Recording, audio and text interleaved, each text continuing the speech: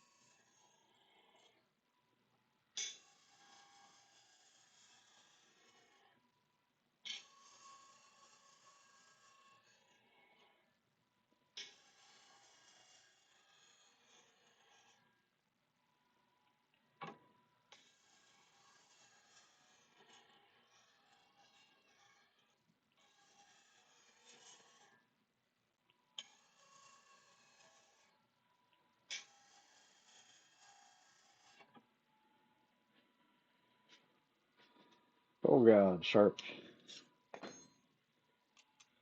Two spindle gouges to sharpen while we're at it.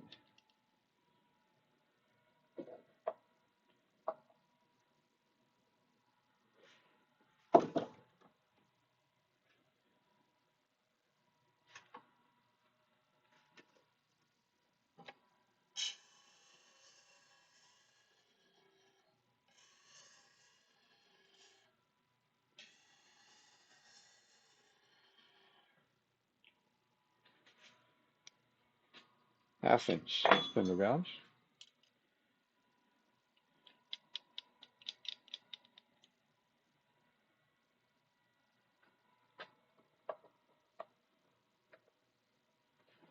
Three-eighths.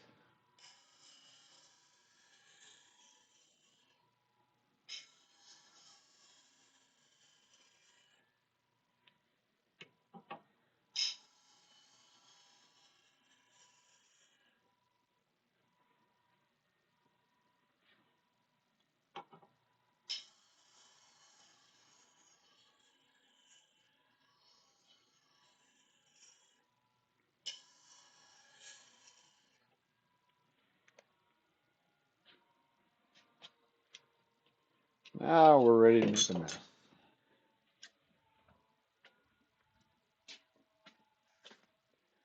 And a mess we will make tonight.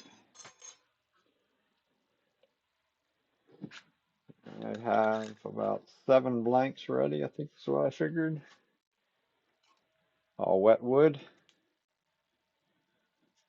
think everything we have left is all persimmon. I think. Pretty sure.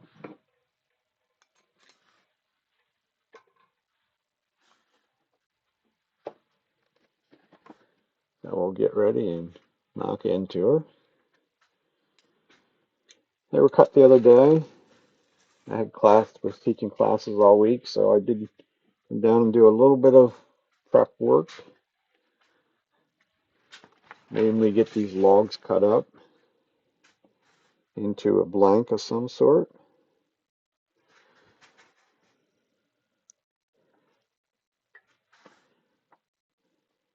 So that when we're ready to rip into things, we're ready to rip in. So that's what we're going to do.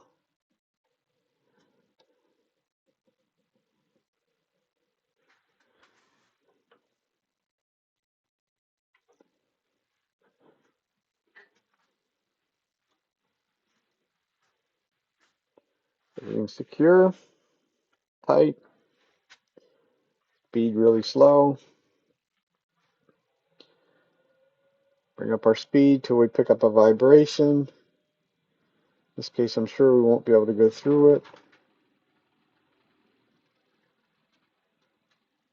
it. We actually were able to go through it. We still got a little bit, but I'm in the mood of being productive, so I'm going to live with that little vibration so that I can move a little quicker. Not quite there yet. You still see a ghost image underneath.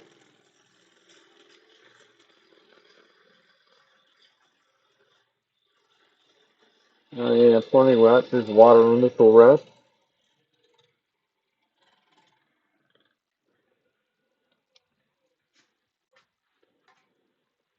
First you grab a paper towel and try and keep it cleaned off so it doesn't dry in between.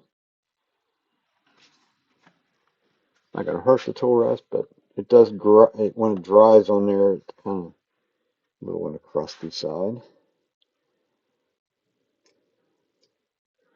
Okay, so we're around. I did a pretty good job cutting these blanks for some reason. Even there, pretty close on the low point. Close enough for government work.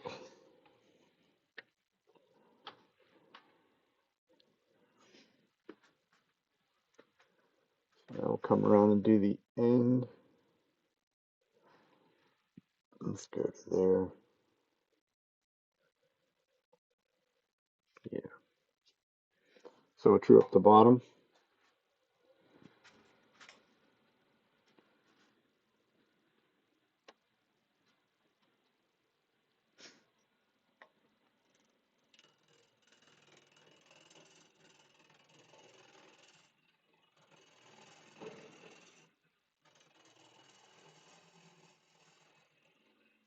Knock off the razor blade. Simply flip over and go to the middle.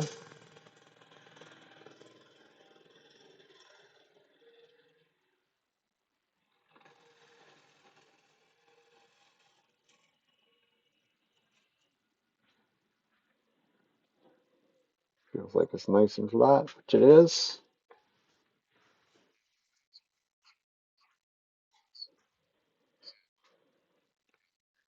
How are you doing? Come to see what making a mess is all about.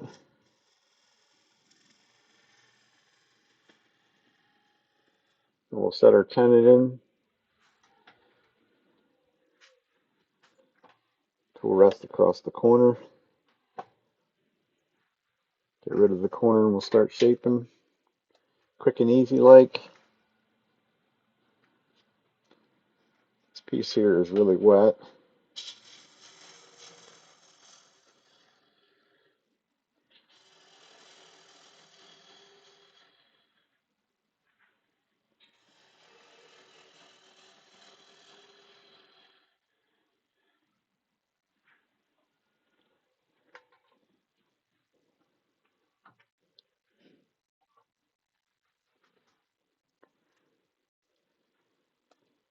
I'm kind of at a little bit of an impasse on this persimmon. It's really white and plain.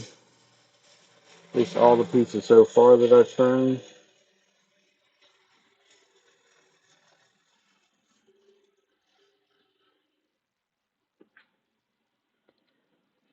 Corner's gone. We're going to start making it through.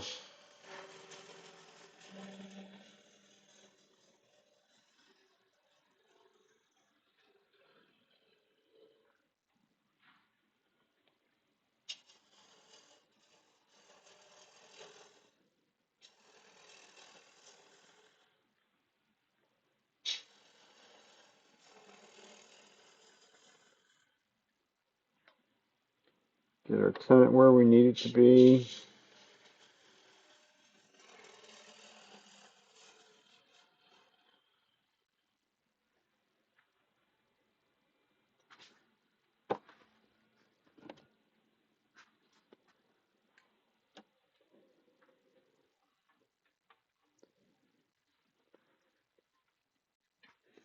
That cut that I was doing there is an unbevel supported cut. It does remove material very, very quickly. And I can't get in here real close to it to be able to do a bevel supported cut.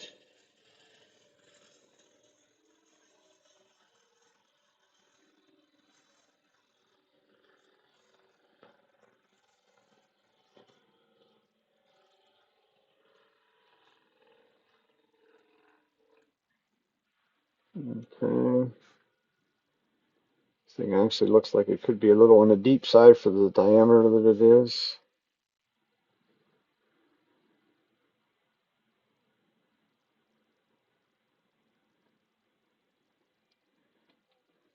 Just step back and look a little bit.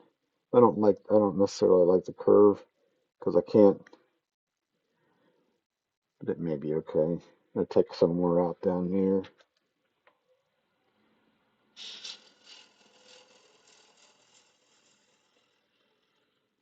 Maybe that'll make me happier. I guess it's going to work.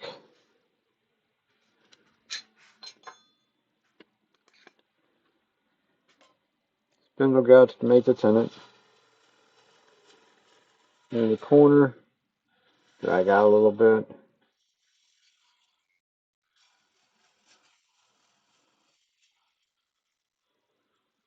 That's pretty good calling me an old man when you're older than I am, but we're still kicking. We're still upright. Does that count for something?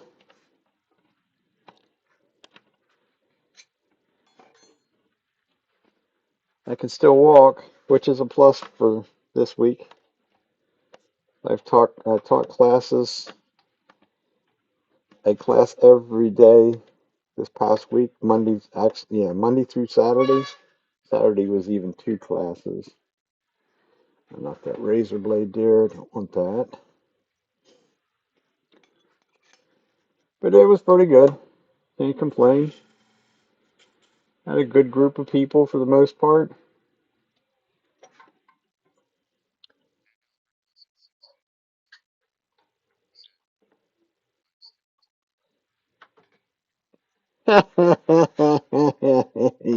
Yeah, right. Plus five, right? Five on the front, or I should say plus 50. Yeah, that's more like it. Okay, one down. I'm gonna do a couple of them on the outside first, and then we'll go to the inside.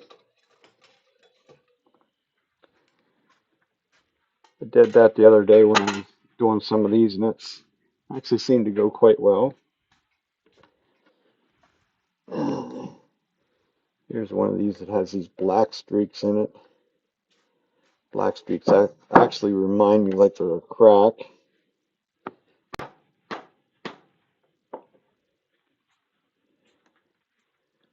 This one definitely looks like a crack. I did not. I was teaching a class. Classes I do during, or I did this past week during the week. Um, they were from 5:30 to 8:30. So it's 9 o'clock or a little after till I get out and get home. So no, I did not see your demo. I'll have to watch a replay when that's available. Did you have fun? That's the real important part. Did you have fun? Do you think you educated somebody a little bit on something different than maybe what they do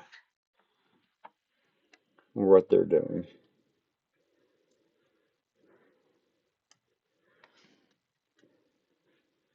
Go back to overhead, make more sense. It's black streak in this stuff. I don't know what I don't know. I'd have to find somebody that knows a little bit more about this persimmon than what I do, which is nothing. But it's almost like that one there is like a. You'll see more when we get it around the other side. It's almost like a soft spot in there. I can't imagine there's a bark inclusion that far in. I only had one or two of them that showed up with that black stuff. This one actually is starting to crack. Start out slow. Been teaching this all week. You change something, slow down. We'll come back up to vibration. See if we can go through it. This case, the answer to that will be no. So just to make it a little bit more time consuming.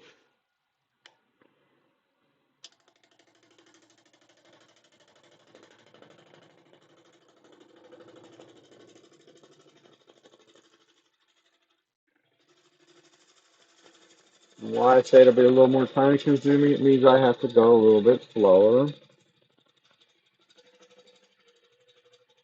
Does not mean that just because I have to go slower doesn't mean I can't take a fairly healthy cut, especially in wet wood. In control off the end.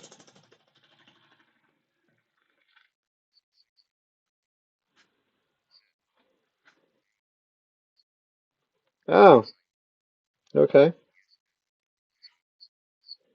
Well, that's good. It's always a plus. That's way off. Not a bad thing. If I move it over that way, get further away from that black stuff. What did you make, Al? If I mean, may be so inquisitive. Ooh, too close.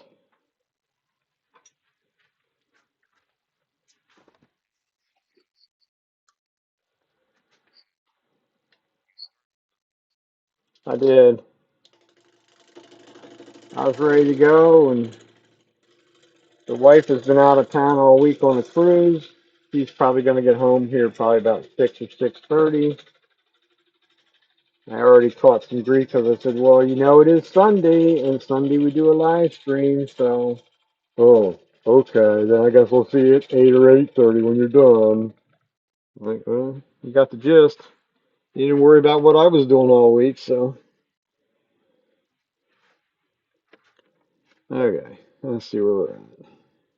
Low point, livable, black streak. Go over to there.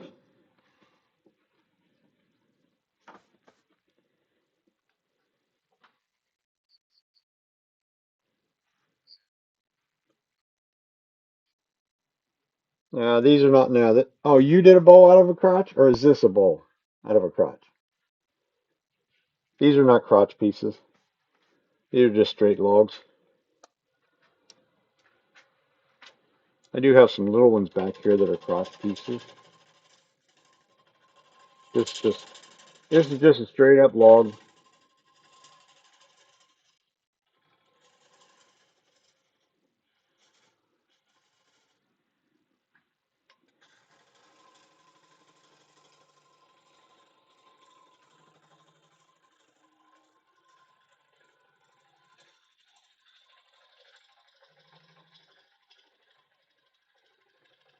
Okay.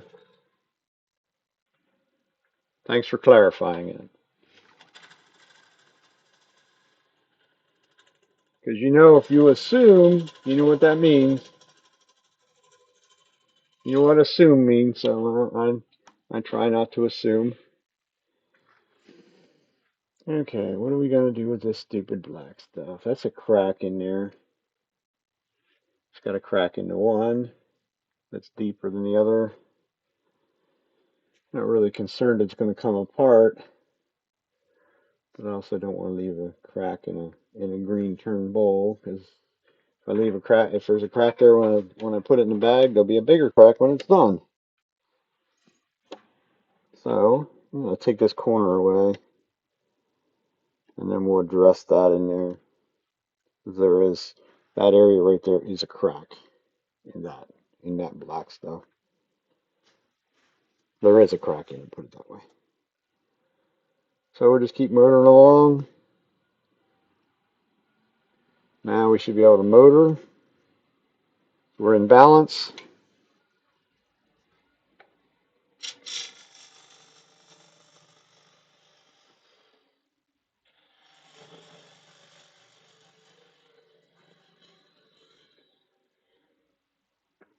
That's so much more fun than what I've been dealing with all week when you're dealing with kiln dried wood. Can't take any kind of a real cut out of that stuff. And a small lathe to go with it.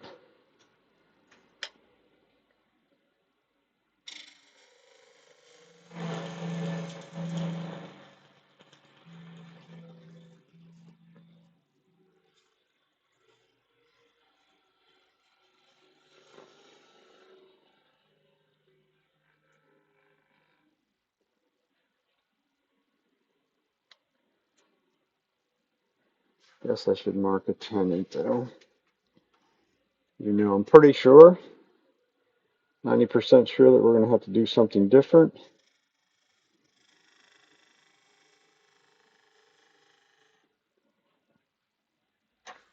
At least I know where it's at.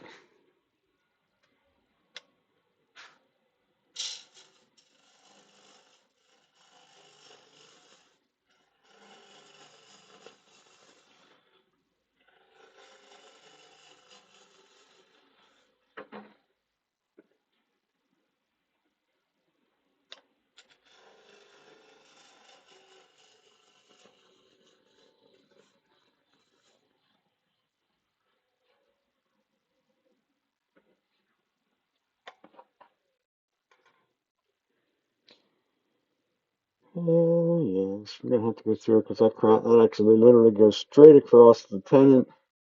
That's no good.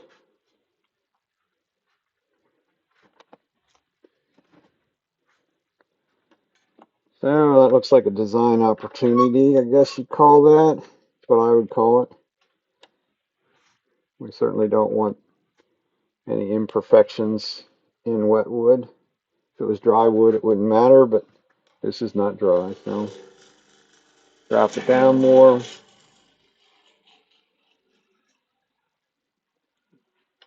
Also get rid of all the tenant that was there.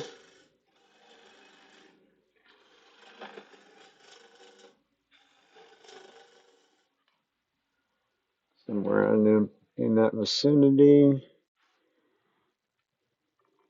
Stinking thing is still there.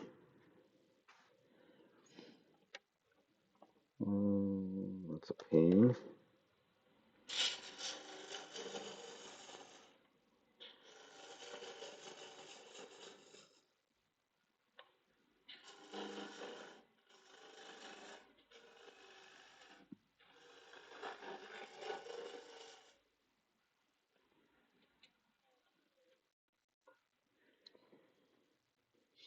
Still a little bit of it left.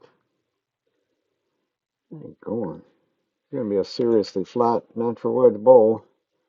Might end up shrinking the diameter of this thing down to make it look right.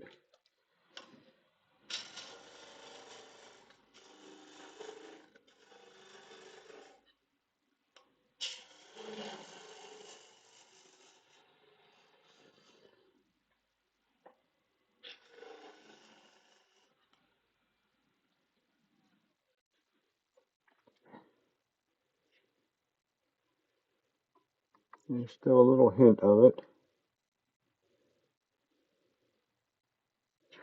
I think that's gonna be close enough there. There's a little bit of a hint. It's gonna be it's gonna be within the tenant.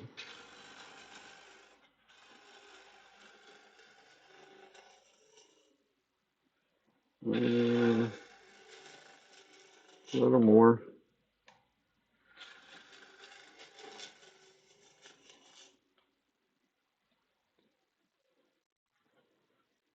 No, it's just a black dot. And chances are once that dries, if it does, hopefully doesn't do a giant sized crack while it dries.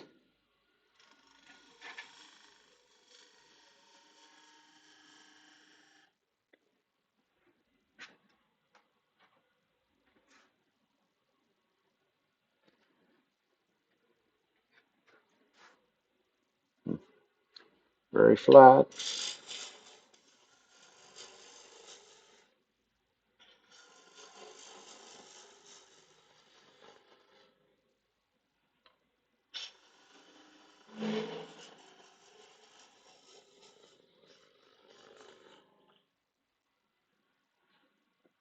I guess it'll look okay.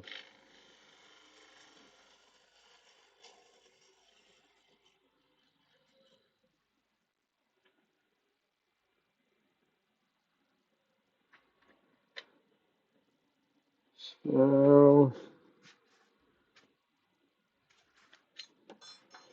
should get the other gouge out so we can get in closer.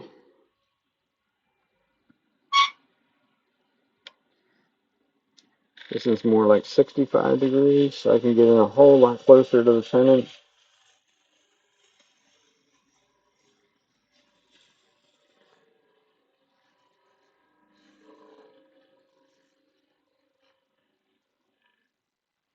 And that's not quite the curve that we need.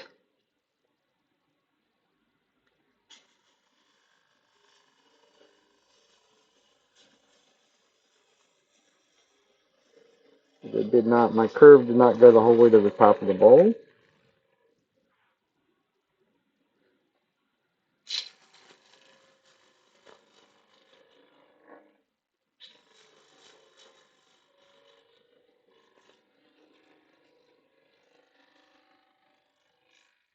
Now we're at the top and off the top.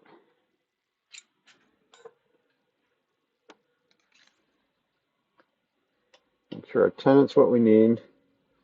Kind of got right into my line, so I don't want to take hardly any more off because that is set, pretty much set for the perfect circle. Get rid of the sharp edge.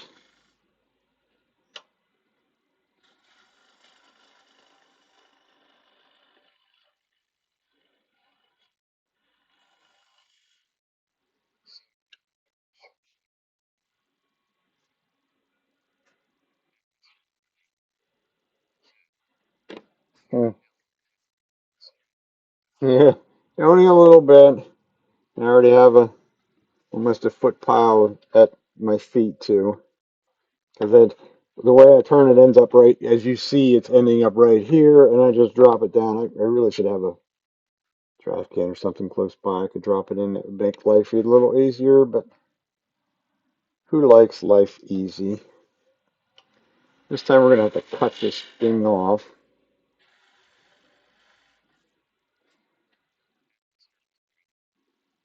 Oh, it'll work.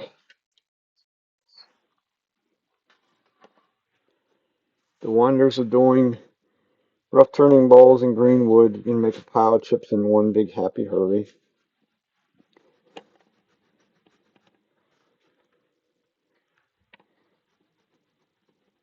It's Japanese pull saws. The other thing is those Japanese pull saws do not like the wet chips. They like to stick in the teeth of them.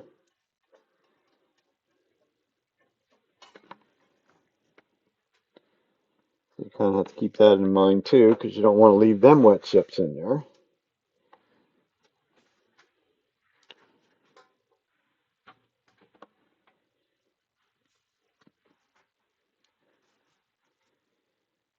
So I did end up getting rid of all that black stuff. Not sure what the black is on the outside edge there, but so that'll work. Hopefully I didn't mess up that tenant, because I have a tendency to forget that they're set for the really close to being exact circle.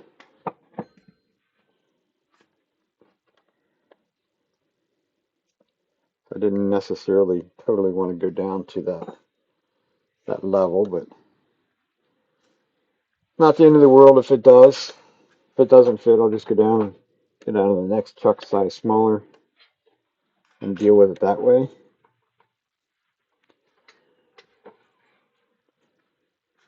I think we'll just do two at a time.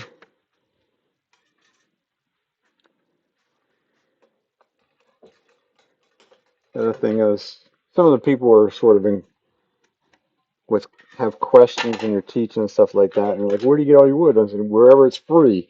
And I just look at you like you have two heads, and I'm like, "It's firewood. It's free."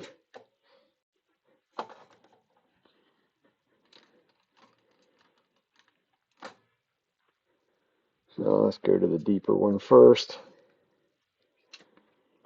Grain running up and down with the jaws. Finger in the middle. Yeah, that other one might be an issue. That's getting really close to that perfect circle. A little less than 1/8 of an inch in there. Spacing. I'll get my Scotch-Brite pad out.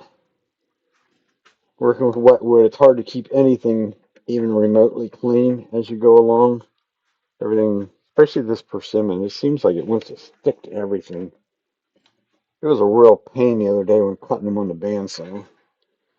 Wants to clog up the blade in a very big hurry.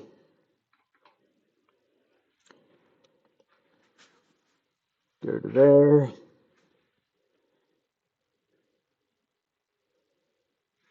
That should work.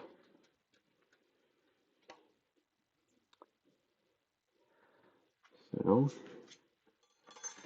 get rid of our center point. Major change, we slow down. I slow down. Bring my speed back up. This was the one that was already nicely in balance. So we can bring it up to a speed that we're comfortable with. Everybody has their different comfort levels.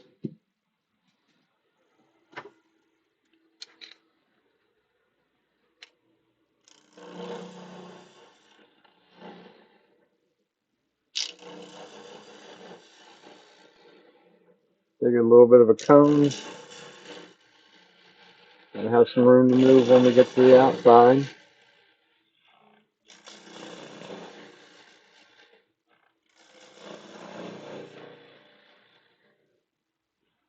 Also need my calipers.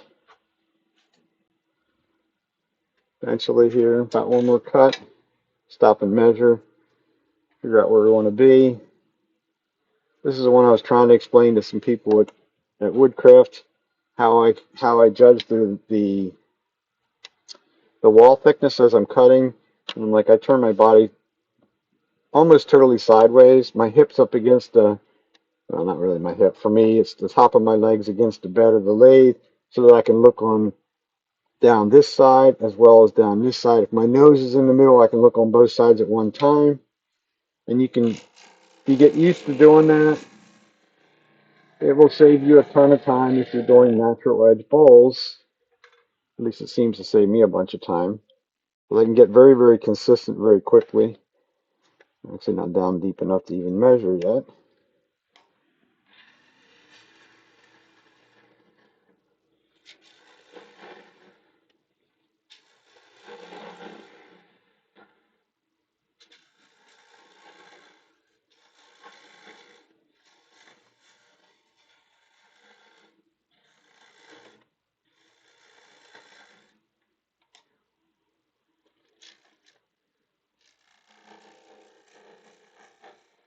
Final pass, go slow. Down close to that where we stopped before. Now we should have enough room to set a caliper and measure a little bit.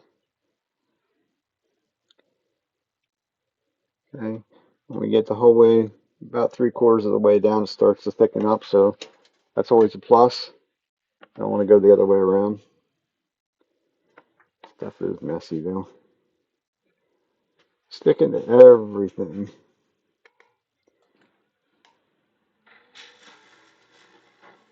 Whole lot of rinse and repeat.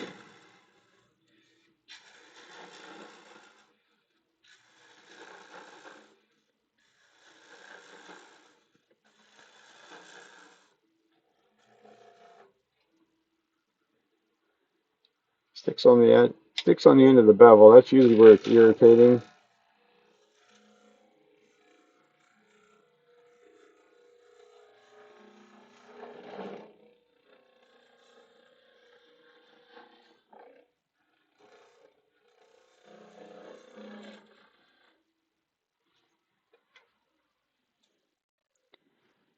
A little bit at a time. Stop, check.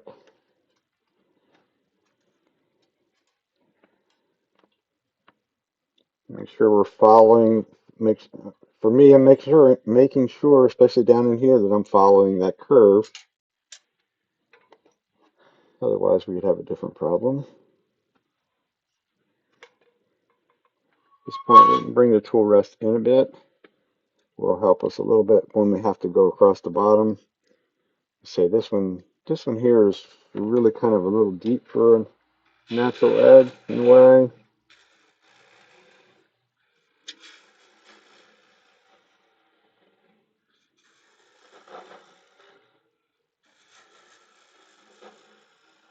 From there, I pretty much make my complete curve, still leaving the little steps across the center. Just to make your life so much easier to leave them in there. Oh, we're fat. Little fat, but that's no big deal. You can always take a little bit more off, and just a little trickier to put it back. So go above where it was fat, thick, shouldn't say fat. Doesn't go over very well with the ladies, especially in a class that use that word of fat. And they just kind of look at you like, are you calling me fat? Which would be rude. I wouldn't do such a thing, at least not on purpose. Still got to go a little bit deeper from right in that area into the center part.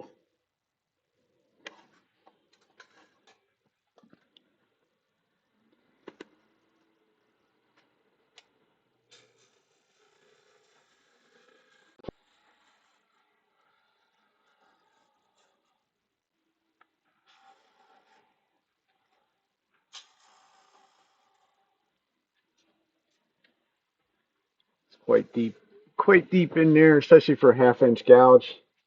And I'll just get Big Bertha out, and we'll just take care of it that way.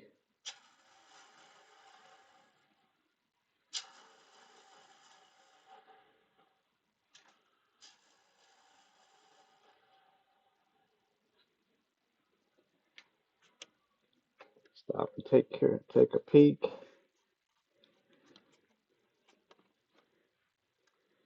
Left a line for sure. That's looking pretty good.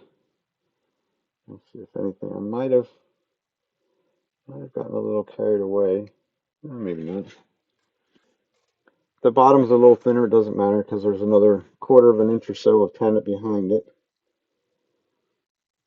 I just don't want a huge variation.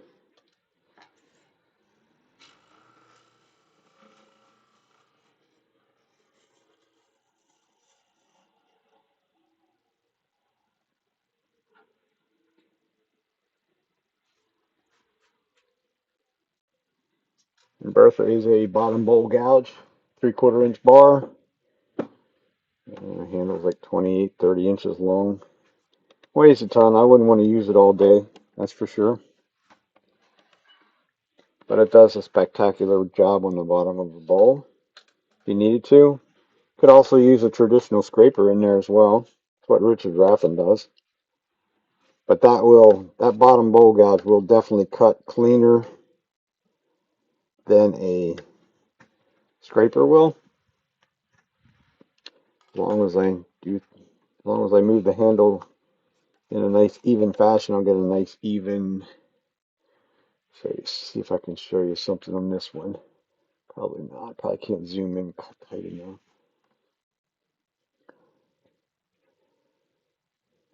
Get the right way. Get the dirt out of the middle. It's truly what I look for. I can't get much more even than that. If you can see you can see the growth rings because it's sort of a little bit open grain. It's like it's almost created almost a perfect oval in the very bottom, which is quite exciting when it happens that way. That's one done. Ready to go take a little nappy in its bag. Go to number 2.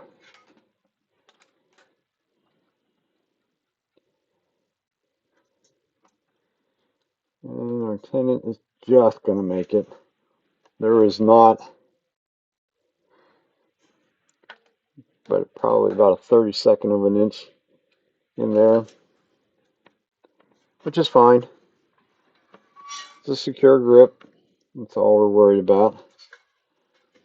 It's going to get all out of whack when it dries anyhow, so.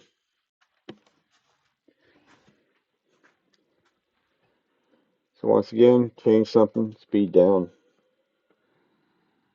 Speed back up to what you're comfortable with.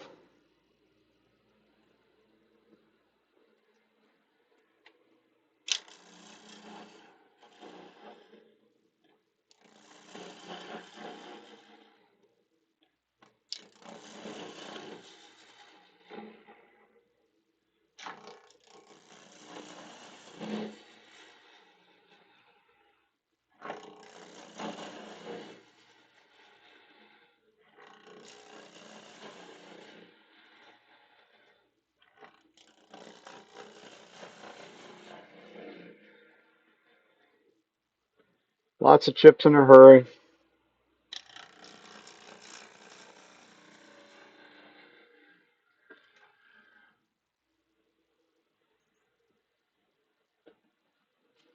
Lots of wet stuff sticking to the gouge. I think I'm getting close to my measuring point. Maybe. Yeah. Okay. So we're there. Ooh. That's a recut up here. It's a little too straight to match the outside, so I'll have to take a little bit, just a tiny bit more off the top.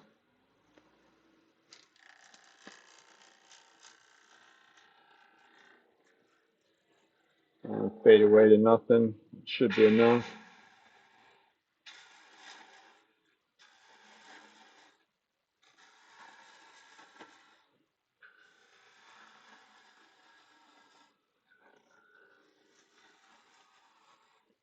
When they're this shallow, it's almost a continuous curve right from the start.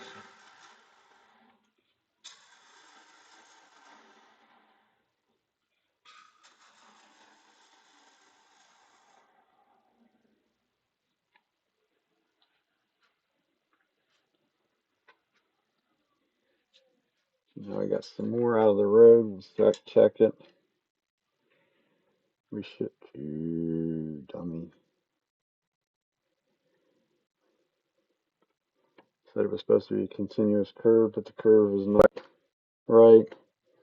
I am outside of my 16th of an inch difference from here to down in here. I'm gonna have to come back up to the top. I got enough material to do it. Be a little bit non-aggressive with it. Take another 16th or so out up here.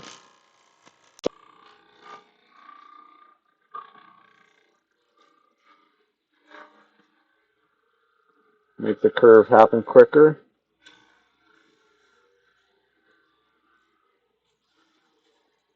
Follow it to the end.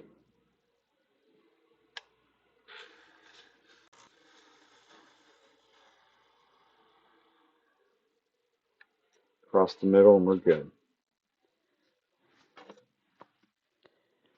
Really should try maybe another one that'll have this smaller or something. I should try one of these and see if I can see if it's too wet to sand. If it's not too wet to sand, I could go to a final thickness if I can sand it a little bit. And then it could go through the microwave and be done in a week, thereabouts. These are really wet. This tree was taken down less than 2 weeks ago. So there's plenty of moisture. So that's it's kind of a little flat in some ways. It could use another maybe inch higher than that. So we got really two different versions. The first one's a little bit deep. This one's a little bit shallow. You can't win them all, right?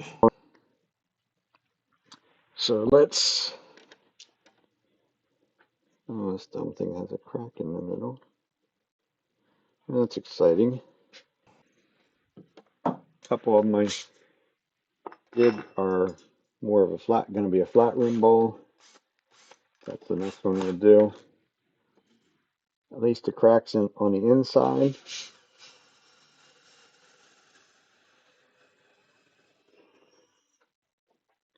It's a plus.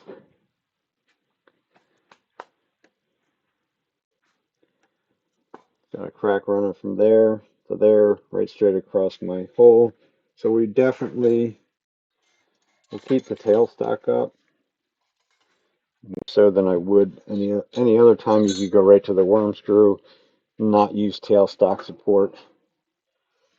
In this case, we're going to keep it there because it could definitely, if I get aggressive with it, which you know I will, it could possibly split in half. Make life exciting. And no, I don't normally put it on the worm screw with it running. I don't like getting my fingers smacked. That's just me. Same wood, still persimmon. We're going to work this all night, actually. I'm going to bring a tailstock up just because we can. No point in not bringing it up because we know there's a bit of a issue on the other side. Probably could true the outside of this thing up a little bit first.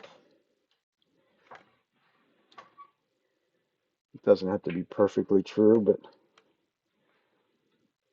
every little bit helps in some ways. The other wonders of working with wet wood. Of course, now I got a big mountain. I have to stand. I have to put my left foot on top of the mountain here. That's at my feet, but it's all good.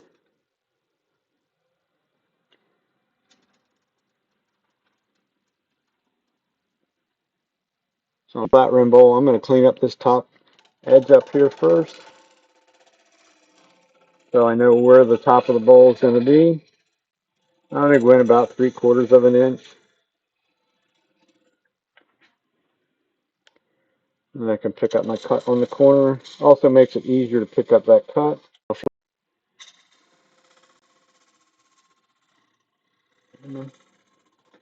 I think our gouges all. I'm having to push on it. See if we can do it with a straight wing one. If not, we might have to go to sharpening a little bit earlier than what I intended to, but that one still has enough on it.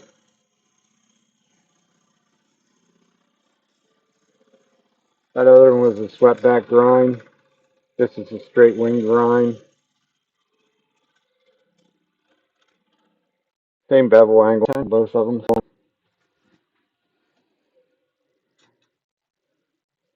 Clean on that edge, almost clean. Oh, forgot another little thing. Got left a razor blade up there, so we don't want that. It's got one of them black streaks in it. Tiny bit of bark left there. So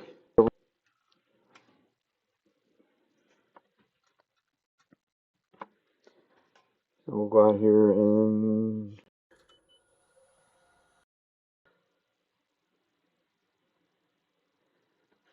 remove some of the corner.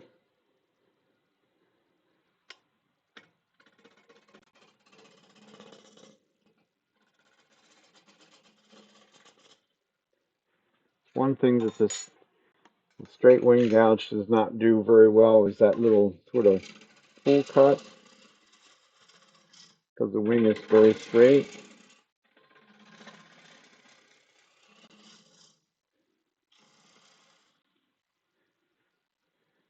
Get the middle when we get there.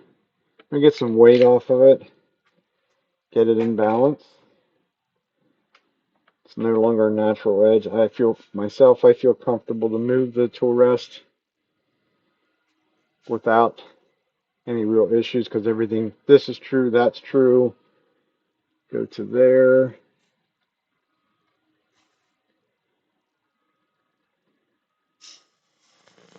Like before, we're going to get rid of the corners.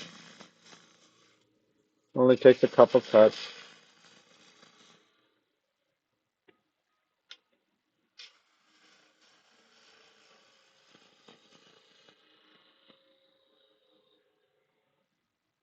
Start to make a bit of a curve.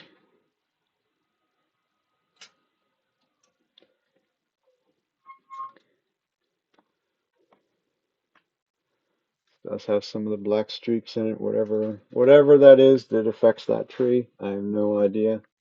Looking to see if I can find. Doesn't look like my crack on the other side where that worm screw is going through. It does not appear that it has opened up in any way. So I'll make one or two more cuts, and then I will get rid of the tailstock. Because that is kind of the point of having. We're gonna have one cut. That's kind of the point of having them on a worm screw, is so that you can work the entire bottom of the bowl. If I wanted to start in between centers, you can do that on the next one. A lot of times I will go down the other part of that would be start between centers with the top down here at the tailstock end, and make a tenon in here so I can flip it around, grabbing the chuck. Then I have total access to the bottom of the bowl. It does make life easier when you do it that way, when you have total access to things.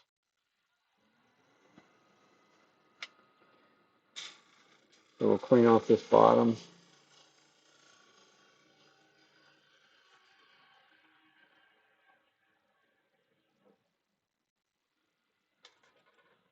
give us a tenant.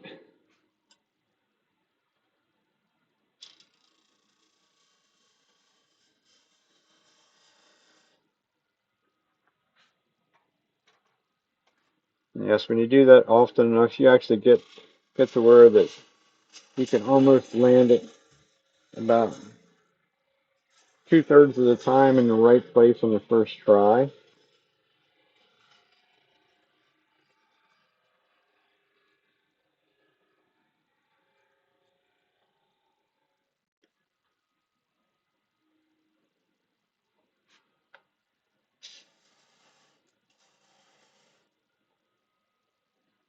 Now we have our tenant area. We can go a little further in than that. So now we know exactly where we're going. So we should be one cut away from, well, maybe not quite one, but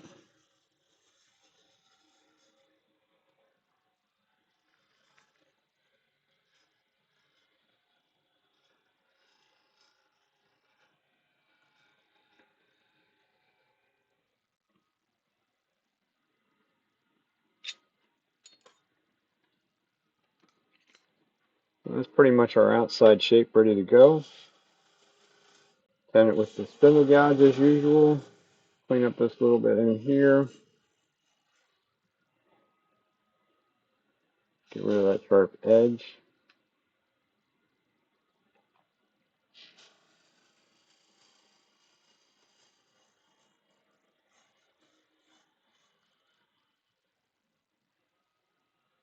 Take that out a little bit.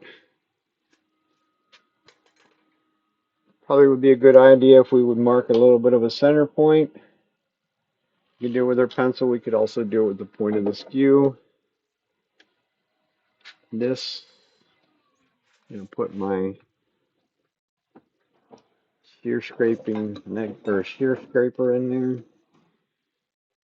I don't remember whether I've tried before. I think the wet wood will actually scrape. I can clean up that area in the bottom, just for the heck of it. Oh, I hear footsteps. Boss is home. Tool rest up a little bit. This needs to be pitched downward where it will self-feed and give you some excitement. And that's not the kind of excitement that you want. That feels like it did a good job.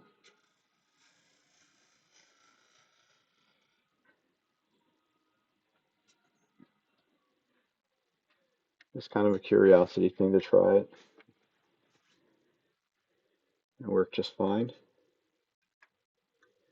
No torn grain.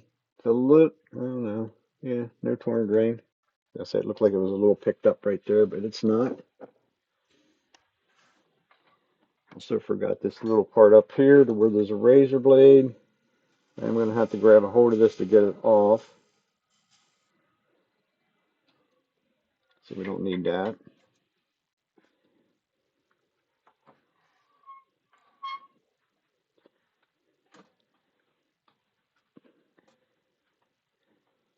Maybe I finally got the right size drill bit to drill that. Usually it was one size less than that and it just wasn't cooperating. This one, like I say, has a crack. Come up here. Has a crack right now running from there to there. Of course, we know all that's going to go away, but we definitely want to, I should give this a mark out in this area somewhere in here, that's where that crack is at. We got to get rid of it.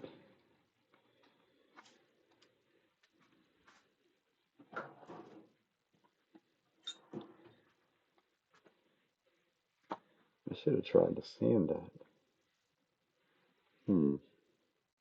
Yeah, we'll do it on the smaller one. I have another one just like this. It's smaller, tight.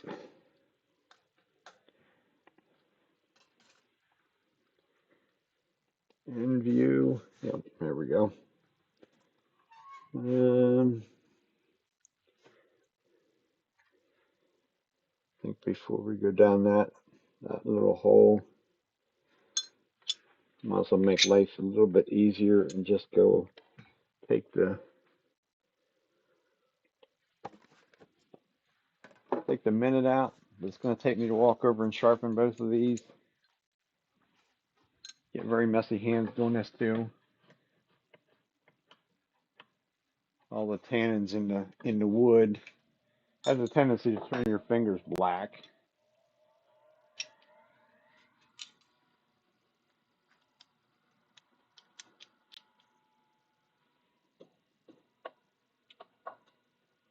Two-inch setback.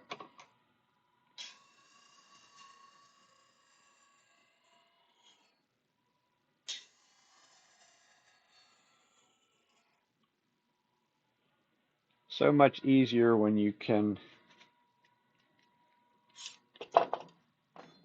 not have to deal with the handle. I had to deal with all the tools at the store have the handles on. I'm gonna lay over here more than anywhere else. I think this is set at 60 degrees. We're gonna find out in a hurry. Looks good.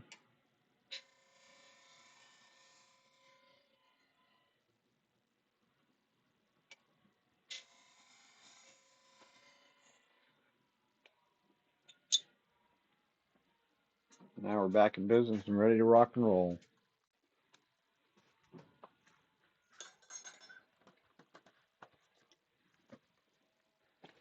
Of course, my wife would probably love it if I'd come up and help her carry her luggage in, but you know, she's the one that ran away and had fun, so I can't be doing all the work.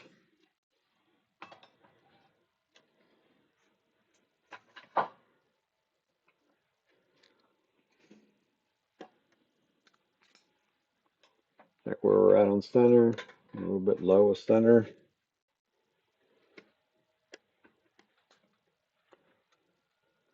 Slow the speed down to start. Come back up. For the speed you're comfortable with. And make a clean cut whole way across.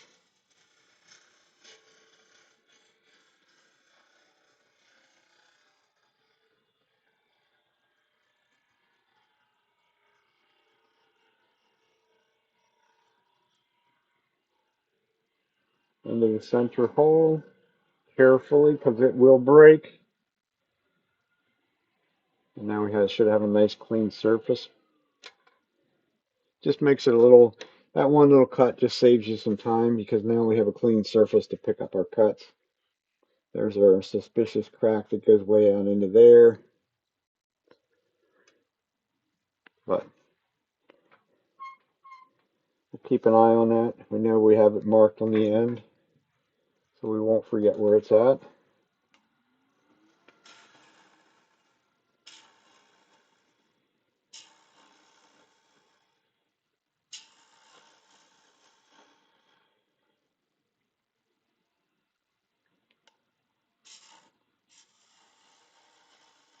What happens when you don't close the flute to pick up a cut?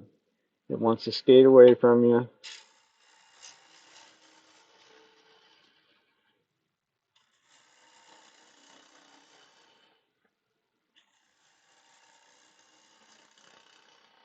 You hear the ticking. That crack goes fairly deep. That's a good idea. If I put my hands in the right place, I can stop the chips from flying back the other way.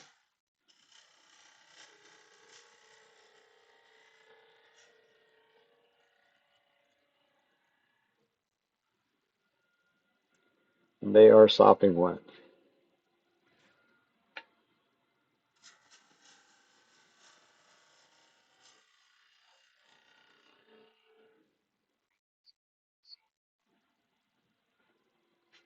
Oh, shit. Thank you. I'm sorry. I have a tendency to forget that. My apologies. I don't know why my little brain forgets that one. Whole lot of rinse and repeat, so You didn't miss much. Now we're going to follow the outside curve from there on that one.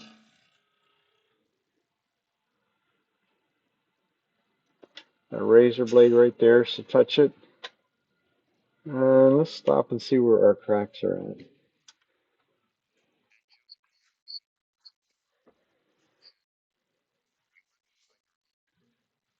I got you. I got it. We're back in shape.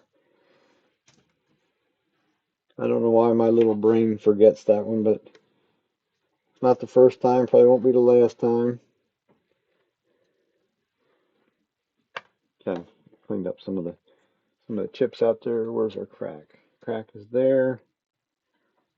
Doesn't appear that it went any further out than that. So that's kind of a plus. So we're going to say that's going to be our wall thickness right there.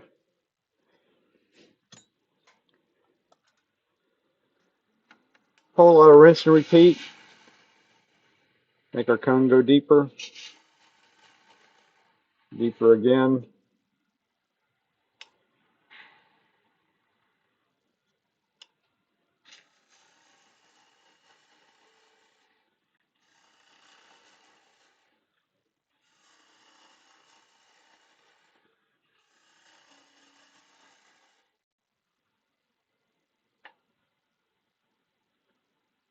I see you sneaking around the corner. My boss is sneaking up on me since she had to come home and get her land legs back. Your land legs.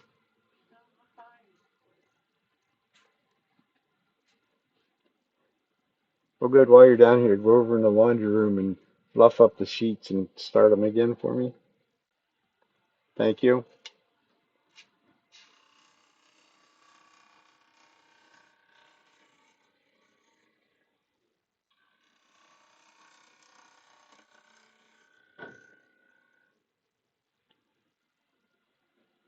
She went cruising for the week.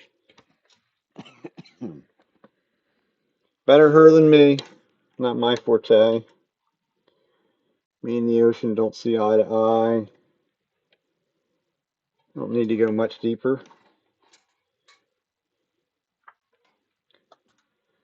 I just take these couple outside rings down.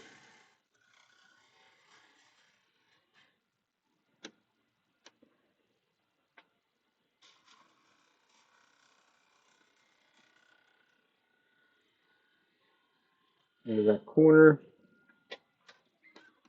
Stop and check it. Generally, here's where you can get in trouble if we don't take the time to stop and check that bottom curve. It's generally going to be the one that comes back to bite you a little bit. So since we used it earlier, we use the big heavy duty bottom bowl gouge.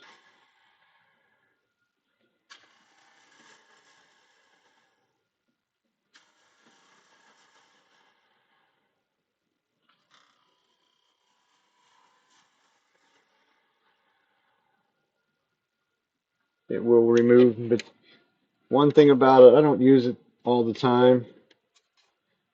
It will remove material very quickly, as you can see. Of course, it's wet. Removing a bunch of material, period. It's a little bit different to try and come back up. Other,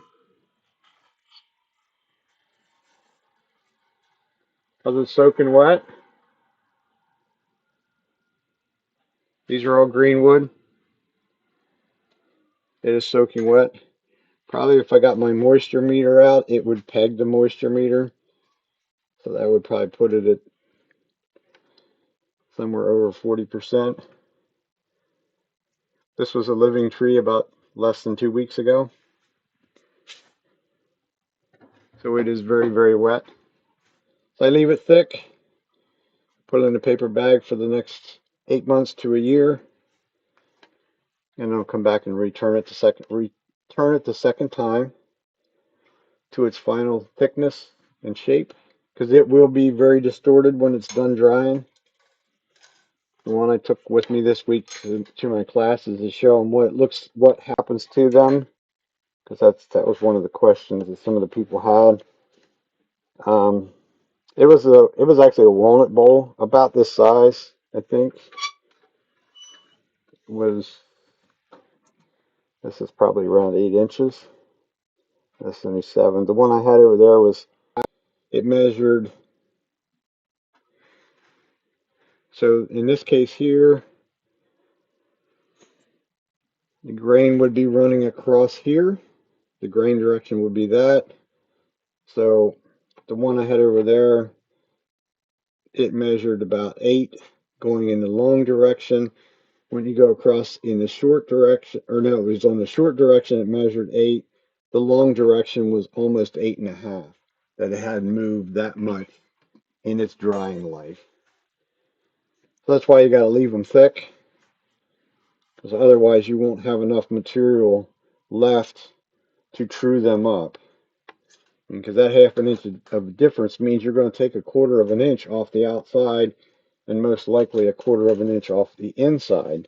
So if we don't leave them thick, then you won't have a chance. Well, it becomes, I shouldn't say you won't have a chance. You do have a chance with them. It makes it much harder. If I was to take that to final thickness, which this little guy here that we're going to do next is what we're probably going to do. Take it to a final thickness, at least if I can manage to sand it a little bit. If I can sand it a little bit, then I will go to a final thickness, and I probably will go thin, as in probably a quarter of an inch maybe. This is much smaller.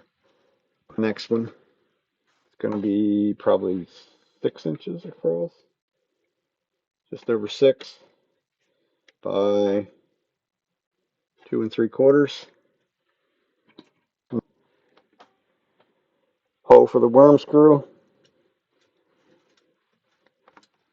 I'm going to have to take a tiny little break here because I got to clean up some chips here at my feet.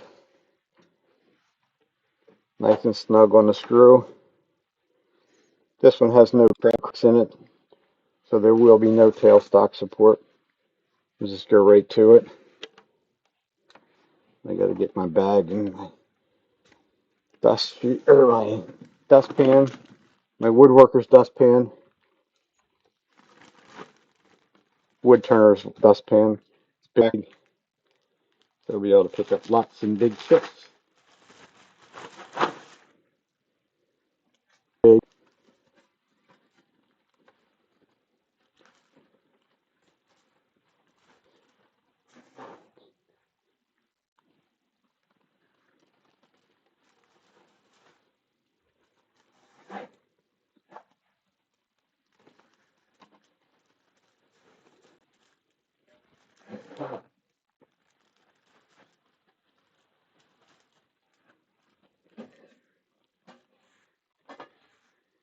And these kind of chips fill up a bag quickly because they're such big, heavy, fluffy kind of chips.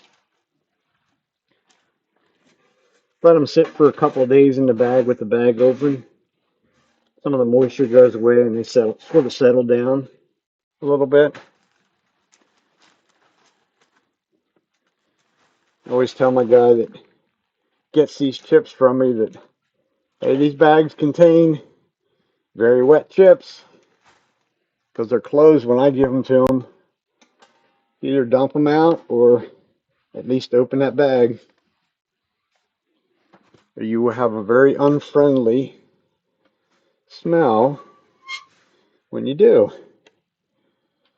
because they will grow quickly, as in mold and every other whatever is in there will grow. Will not be a very nice smell. Same way you saw I had them wrapped in plastic. You can get away with throwing out there soaking wet. You just don't want to leave them in that plastic wrap, especially as wet as what these are. I could probably get away with maybe 2 to 3 weeks. After that, they are going to start to mold and get rather funky. It's awful out of balance for a little 6-inch bulb. I'm cleaning up the top surface. And that would make more sense to see from up there. So I'll clean up this, true up some of this outside. Really probably just this first inch, because all the rest is going to go away. So there's no point in spending the extra time to make that clean cut. Not quite clean in that.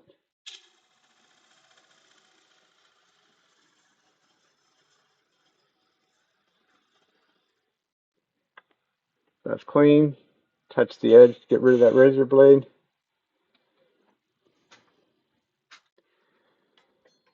And then we can go back over here, because everything else is going to happen from this side. Still sort of a rinse and repeat of everything we've just done. Is I will start on this corner. Kind of looks how it looks like we should clean up some of this face down here a little bit.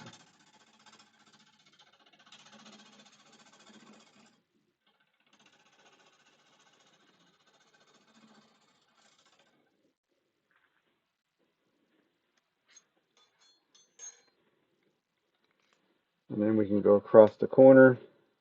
Once we get some of this corner removed, we should be able to speed it up.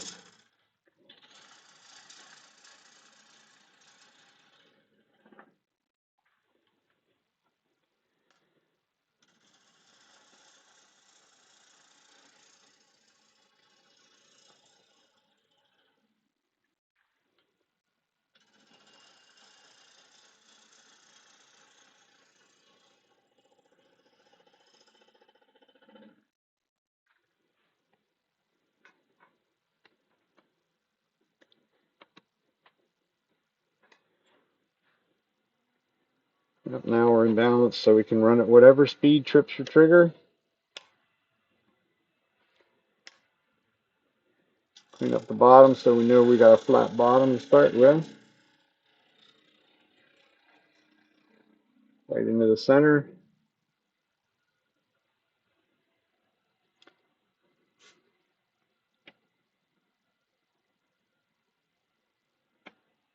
That's just looking at something.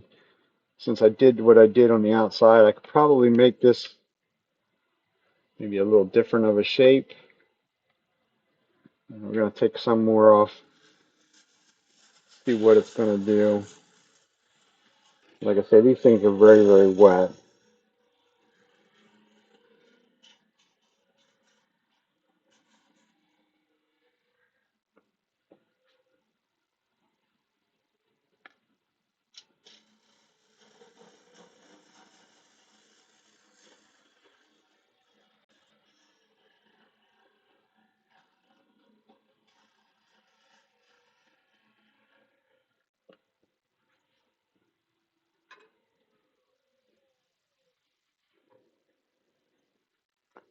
Yeah, this wood is white. This is slopping wet.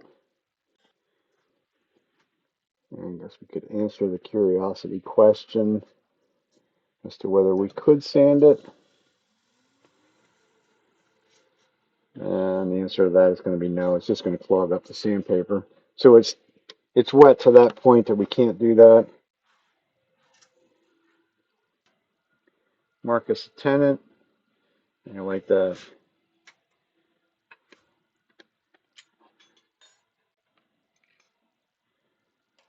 What you call down luck. That's what I would call that. And make us a tenant in there. Get rid of that area in there beside the tenant.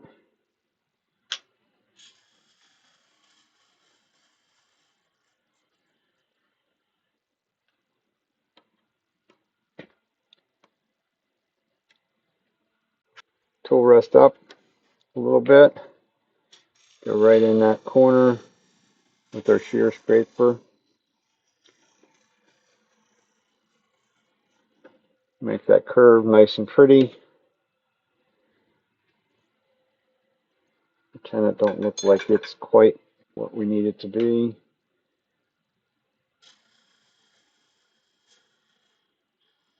Well, nice sharp corner in there. It's where the jaws are going to grip. I really don't need a shoulder in there.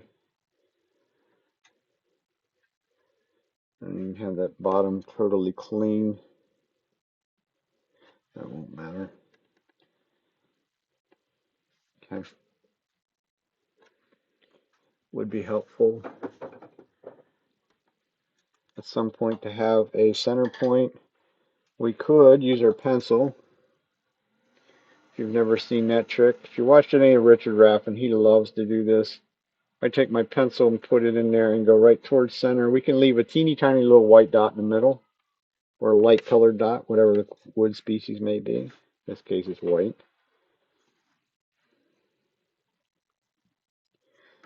And we're going to go hit over that one more time. That time there, for whatever reason, it sort of fuzzed up the end grain a bit there.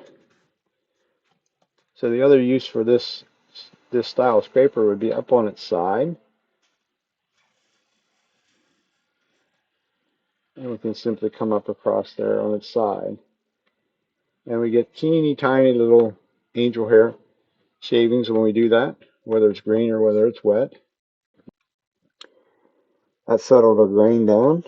It's not totally settled in there. If I really wanted to be, if this was a piece I was going to sand, that wouldn't suit me. I would get out. I have one that's a dot, kind of a point arrowhead where I could actually get in there on the same angle, then come back out. But in this case, it doesn't really make any difference because we're not going to be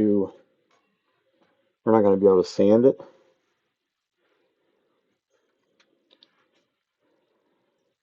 As he always talks about being able to dry the surface off. Well, this thing is so wet that I don't see that happening.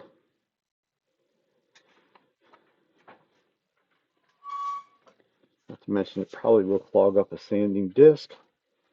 But lo and behold, there's one there that's not super good to start with, so let's see what happens. See what it does.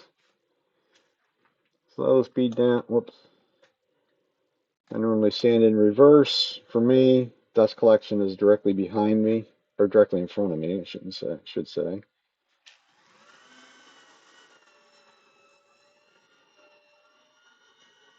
Although, I'm getting dust off of it.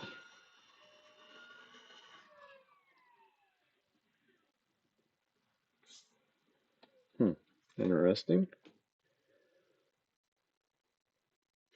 That did dry the surface off a bit, so let's try it. If I can do it, that's what I would like to do with it. Because I'd like to take one of these down to a final thickness and put it in the microwave.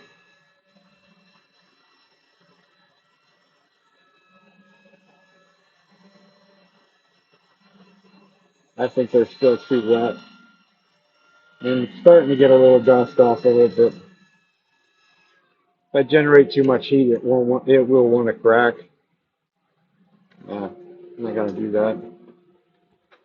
Something more along the lines of something semi-wet, not sopping wet, would work rather than this.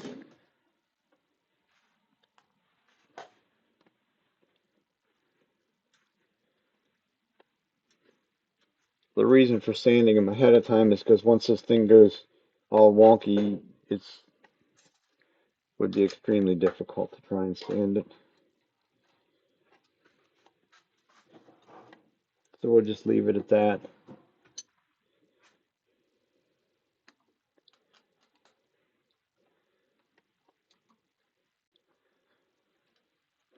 Thumb in the middle works wonders for you. Gives you even pressure, direct pressure directly back to center. Rather than grabbing it out here, you'll wobble around that simple thumb in the middle. You can snug it up first a little bit. That's what I try and teach the people. As a matter of fact, I have them do it both ways, and they generally, those bowls are more 7.5 inches in diameter.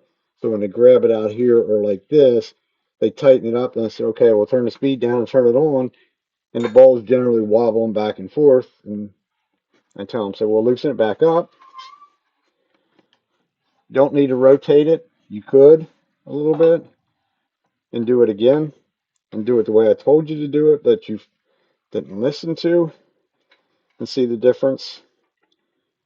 And usually it's night and day.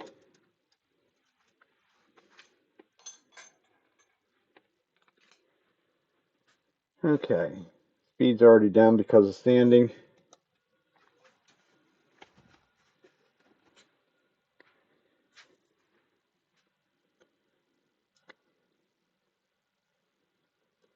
This is almost tempting to go to the ultra thin level on this. I don't think I really have any torn grain on the outside. It did let me sand it just that little bit. And I'll think about it a minute or two. Since we cleaned it up on the other side, we have a flat place out here already. We'll just go to center.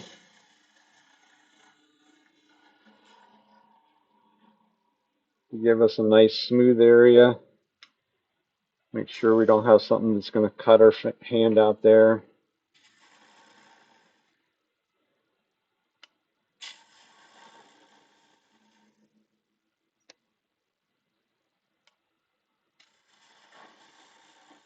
Get rid of a worm screw hole. When you drop in that hole, it has a tendency to keep on going and drive into the other side, which could be exciting, to say the least.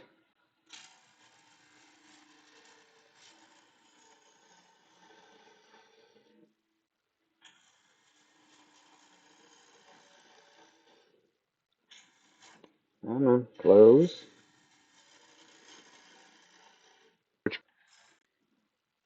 Okay, getting lazy.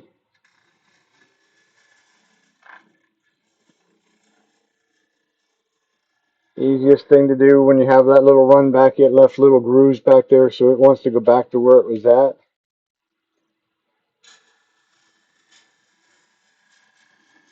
So just erase them.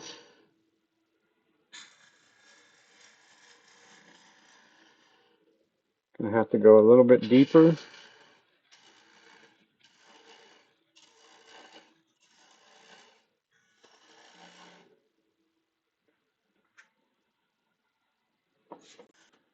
And we're still thinking whether we're gonna go ultra thin or not. I'm not sure how it would look on camera. We're right now at about 3/4 of an inch up in that area.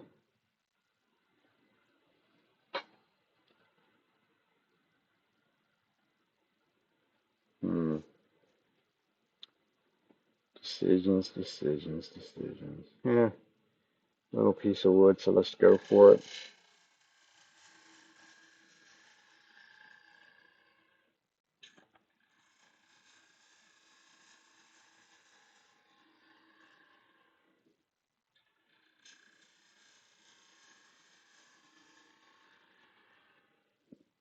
So right now we're at about 1/4.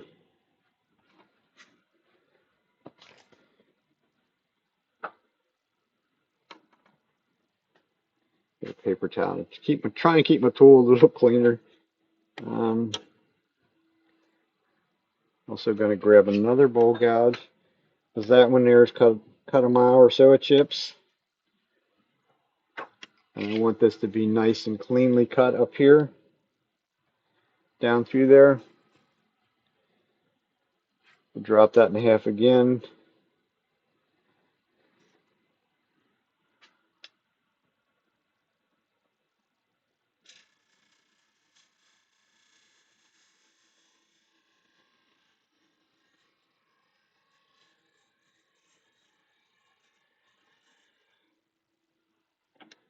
So we're a little less than 1/4.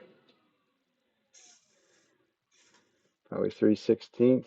I can see just by my light that's back here. Might be able to just use that. We can. Question is, will you be able to see it? Not really. Probably would look better if it was on this side. I gotta find a cord. That one's not plugged in. Silly.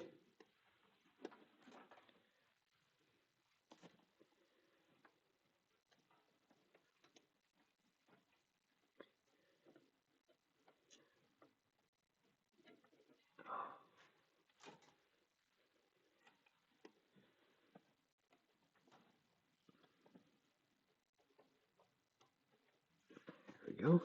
Lights.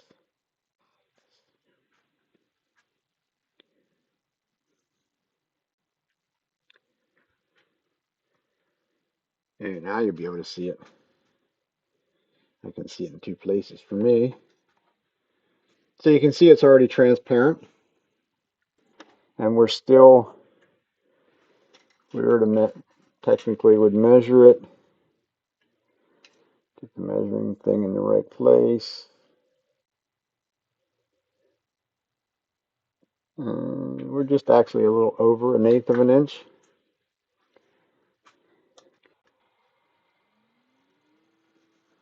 Okay, what's laying in the wrong place? There we go. And have that electric cord laying on the shaft of the motor back there. Would not be a good thing. So we'll go about half again.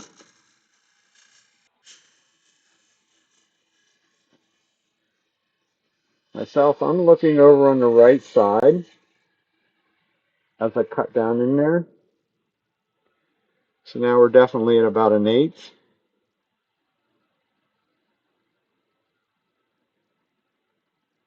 Just thinking whether that's thin enough for what I want to do with it after the fact. It's pretty pliable. That's about 1/8, something thereabouts. You could go, probably can go just a shade bit thinner. Actually, it looks like I'm not quite following the outside shape either. And there's what happens when you do something wrong with it, is you just break it off. Well, that wasn't good. Looking in the wrong place when I touched it.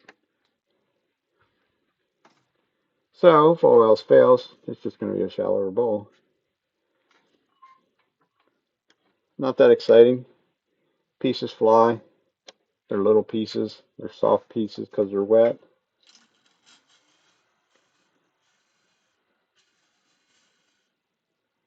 So we'll just flatten this back out.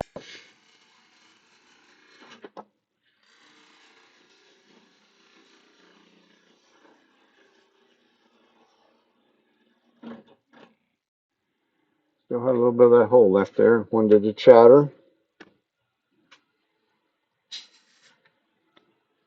Okay.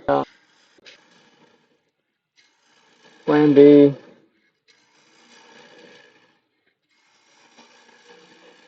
Plan A should have been leave that alone where it was at rather than trying to cut.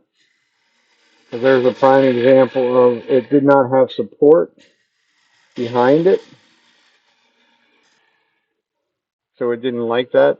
No support meant that the tool sort of wouldn't necessarily grab, but it's a little bit more of a, I don't know, a little bit more of an aggressive cut in some ways.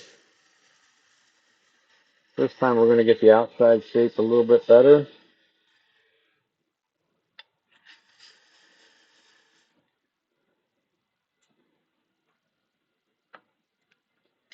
Clean up this rim a little bit.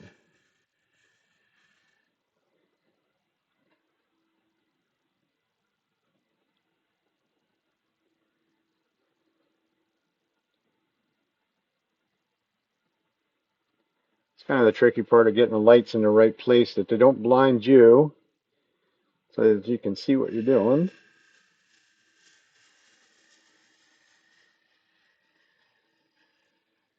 A quarter.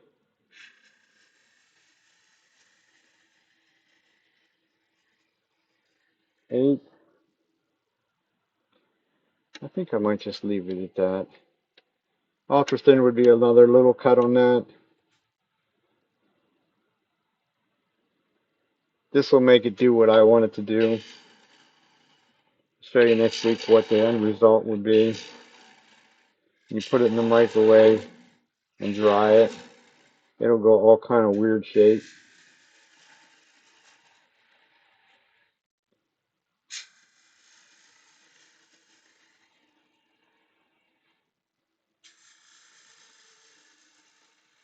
Starting to get light coming through. There's our light.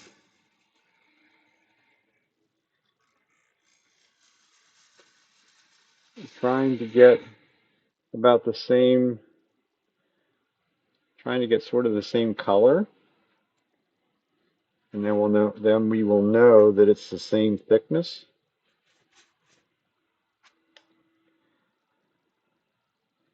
Preferably without cutting through somewhere down there.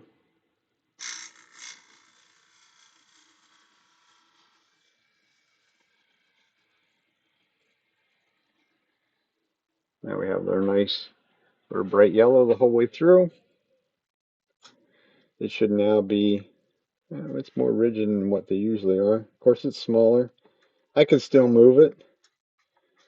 So it could have, in all reality, could have been a little bit thinner.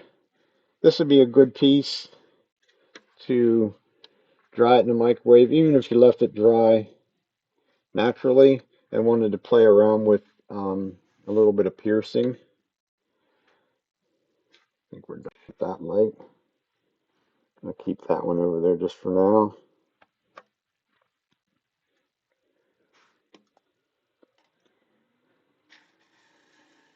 So we'll go down and take the middle out.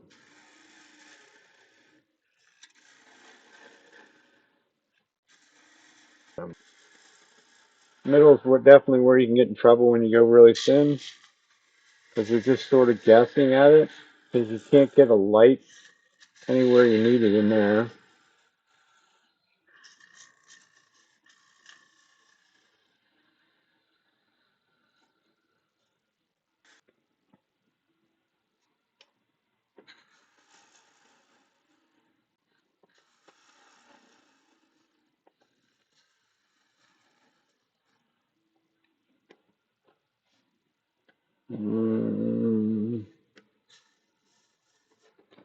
Little transition point that we want.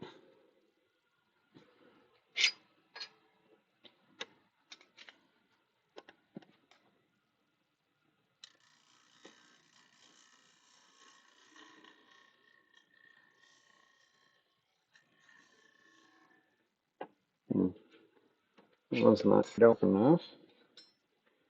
That was the sharper one of the two. I will switch to a little bit longer of a bevel, or shorter of a bevel. It will make a tighter curve,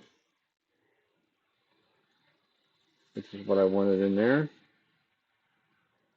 We're going to make that right.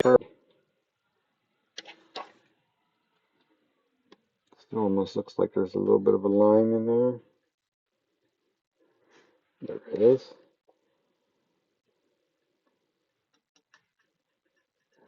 Still there. It's a little hard to tell, but there's still some meat there.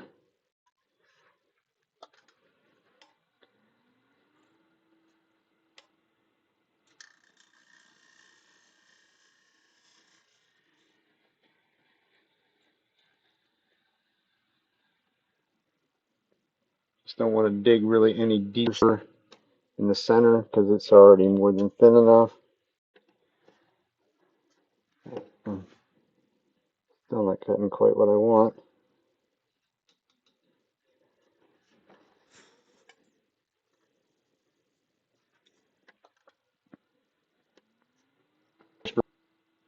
I'll play around with it long enough and ruin it what it'll be.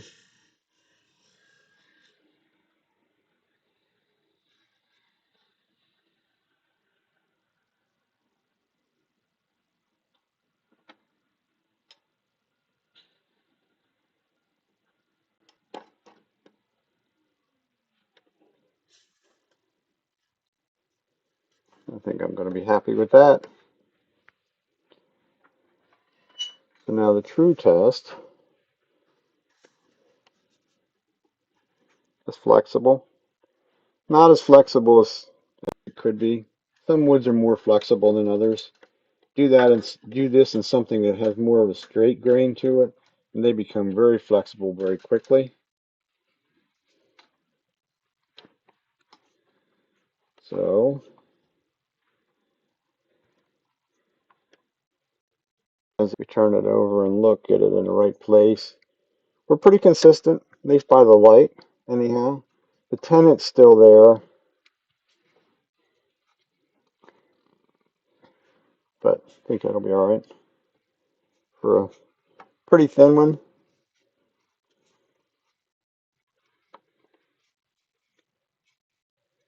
Good candidate, good candidate for a little bit of other trying of things.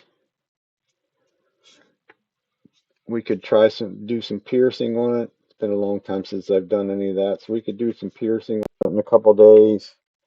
We also could try the thing of putting 3 little feet on it, which would be something I can't say that I've ever really tried. I've seen it done, understand the philosophy on how to do it, but just never something I really tried. My guess would be though right now, just had a brain thought that says that I probably can actually sand it because we've probably gotten rid of, when you go that thin, a lot of the moisture goes away because it flies away. So we might just see if we can give it a little bit of a sand.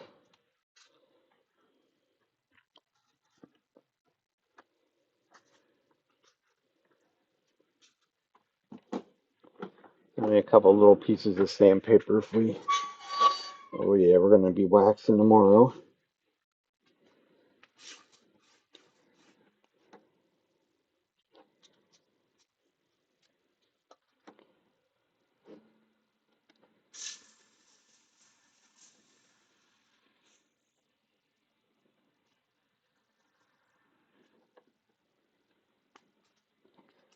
It will have a tendency to gum the sandpaper up. Probably going to have a little dust collection because it is going to let me sand it. It's also no longer round already. I can see a ghost image up here on top.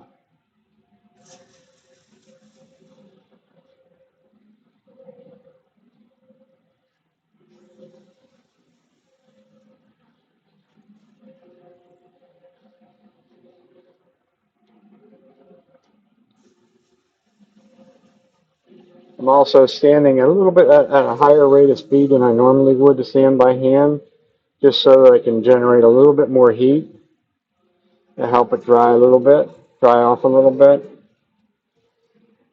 around that corner.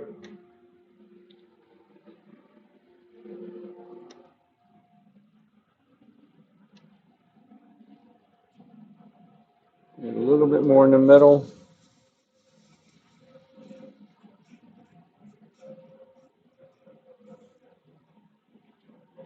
If we can't get it to cooperate in the middle, we can stop and go by hand with the grain. Will help us get rid of that little middle nub sticking up.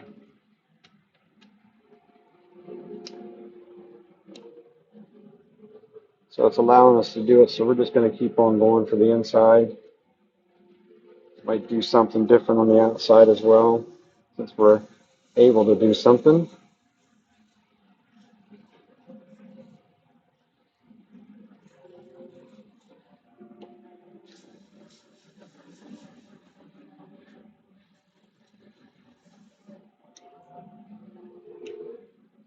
That was 220.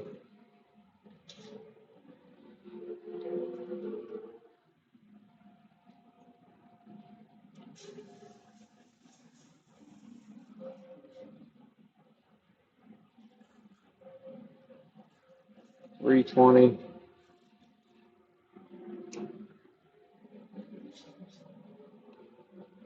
Each progressive finer grit I'm going to spend less time on, because all we're doing is removing scratches. Our coarsest grit's the longest sand. That's just to get rid of any imperfections, any tool marks that we left behind.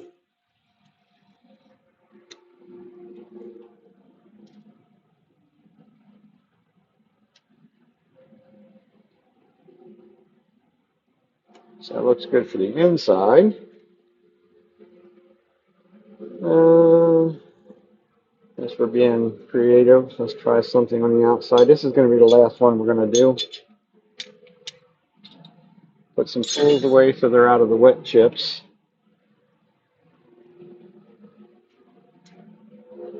Definitely put the calipers away. I have my biggest set of those calipers is kind of almost rather nasty looking, because I laid them back here on the table behind me as I was doing something, working on something, and I literally scooped them up in that big dustpan and threw them in the bag full of chips, wet chips no less,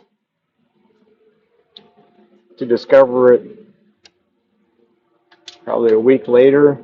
Like, I was looking for it and couldn't find it, and I'm like, oh shit, I know where it's at. I had dug down through the bag of chips, and there it was, and it's totally, I've gotten it pretty cleaned up, but it was totally rusted. It still has some rust pits in it, but wasn't a good thing to do.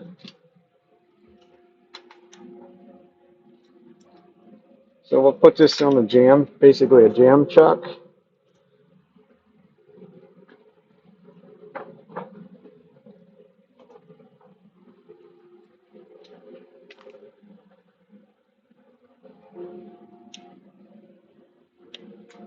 This is even on the smaller chuck, which is fine. This is also a piece of resin rather than wood. It never moves, it never gets out of shape. I have a smaller piece of that though. Yes. Little double stick tape in the center of it. Lasts for a while, it doesn't last forever, that's for sure. We left our center point, and probably, not sure this will do any good. I'm going to put a couple paper towels. These are the Brawny Foursquare, so if I put a couple of them in there, my concern there is that the yellow is going to bleed as we would do things, as we spin this. So I left that center hole. I'm just going to bring the point up and touch in that center hole. I'm not putting very much pressure at all on it. And then we'll go back.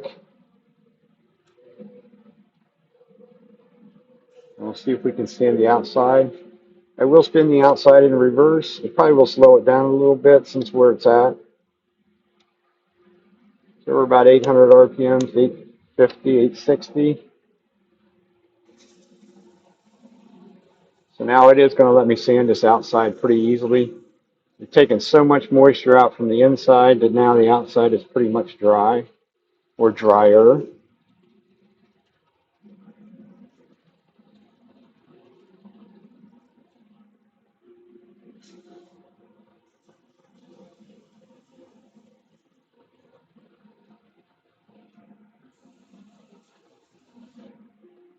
I'm not going to worry too much about the section that's down there right up against the tenant, because I know this thing's going to move, and I haven't decided what I'm going to do down there anyhow. So I'm definitely going to have to return that area down there.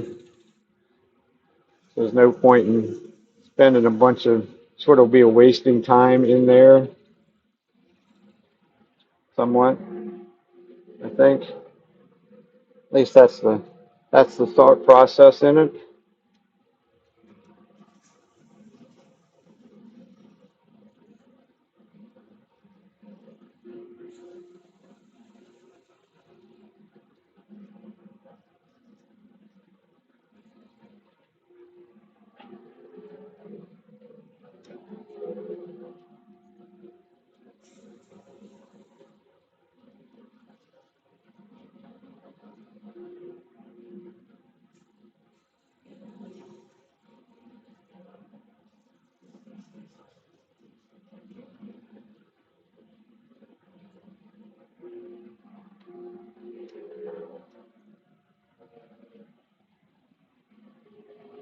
So that's sanded smooth now.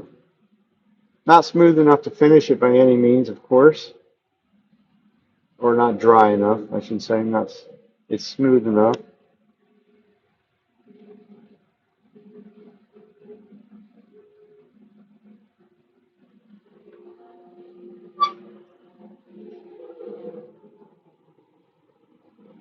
That's what you call having a brain fart, so to speak, in some ways. I'm going to go back in here. I'm going to true this tenant up again, clean up that little bit in there. Or do I need to? Probably don't need to. I want to drop this tenant down a little bit so that it's smaller. A little bit less, it will be a little bit less material to have to deal with.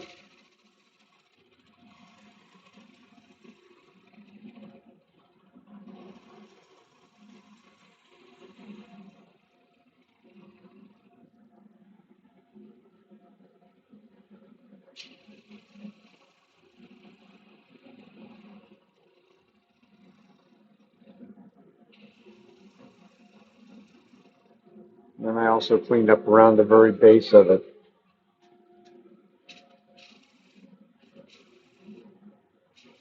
Around that corner, that's the first thing that's going to dry. And even undercut it a little bit.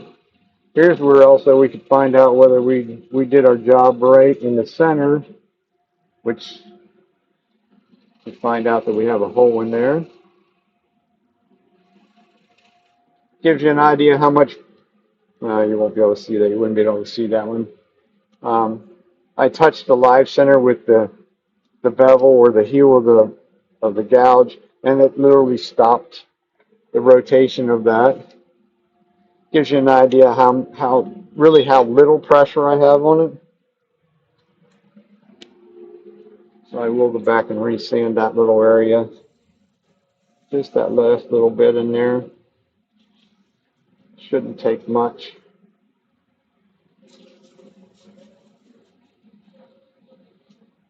I didn't even go. I went to 220 right off the bat. So a little 220, 320, and we'll be done. Clean up our mess and call it a day.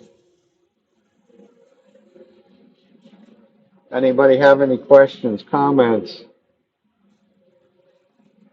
If you like what you see and you could hit that subscribe button, would be greatly appreciated.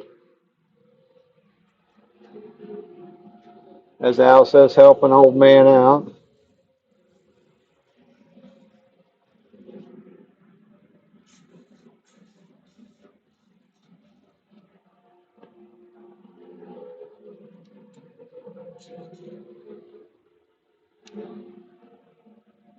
And that's that dust collector off.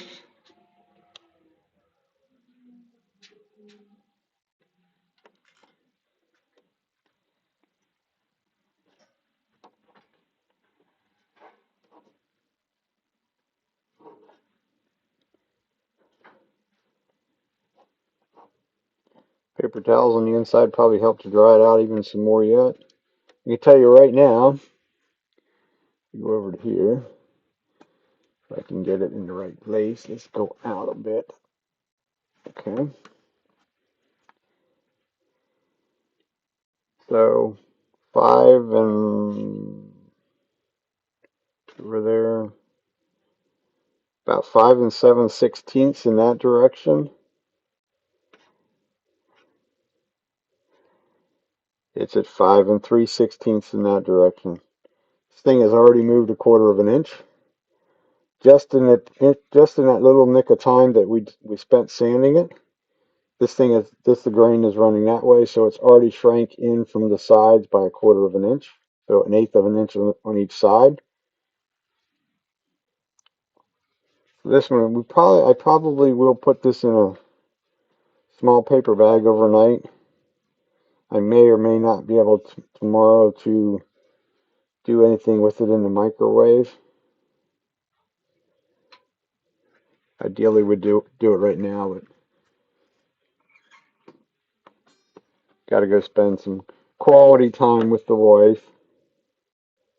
but that's it. So we did 4.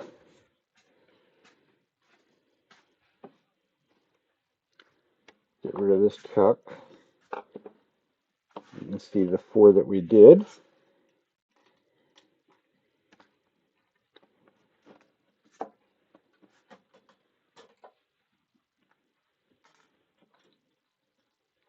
I'm a little slacking here tonight. It's 4 and 2 hours.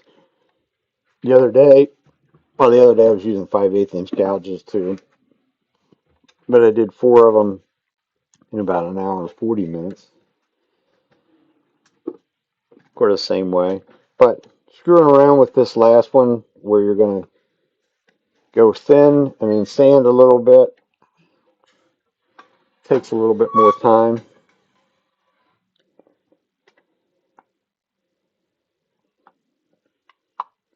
That almost looks like you cored that out of the center of that, which is kind of neat in a way, I guess.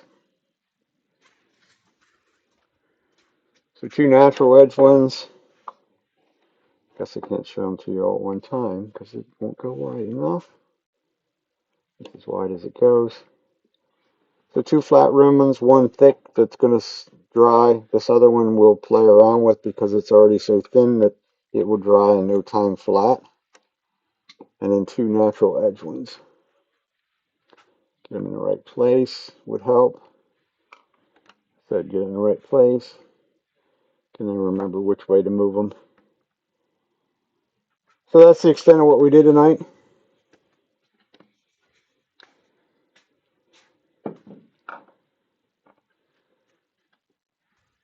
So Sunday night, 6 o'clock my time.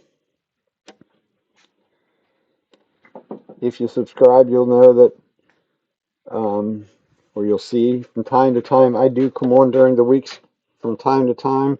If I'm going to be down here late afternoon or something like that, I will come down and do a live stream. And it's pretty much, I talk a lot less because I'm just doing my own work. I might as well turn the camera on, computer on, so that you can see what I'm doing, how I go about things. There is a big pile of chips that I got to deal with. Make sure I dry the bed of the lathe off. It's ready. It's due for another waxing for sure, especially after today,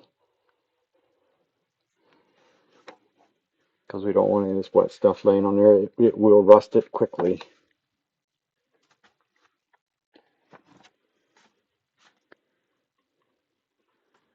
So last chance on the questions? No? Well, thanks for showing up and chatting and all that good stuff, and we will see you another day. Till then, have a good week. Have a good Memorial Day tomorrow. See you another day.